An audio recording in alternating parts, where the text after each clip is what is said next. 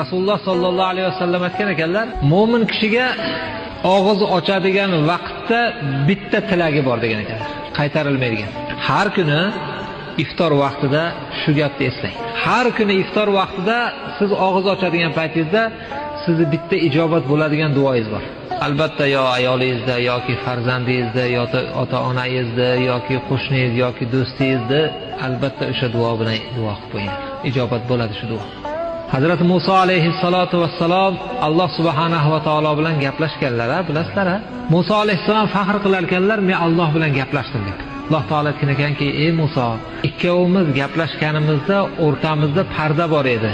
70 mingta parda bor edi. Muhammad sallallohu alayhi vasallam Muhammadning ummatlari iftor qilayotgan vaqtlarda hamma pardani men ko'tarib qo'yaman degan. Iftor vaqtida Alloh bilan bandani o'rtasida parda bo'lmaydi. U nimani tilasa tilayversin. O'sha duolar ijobat bo'ladigan vaqtda g'animatlar edik.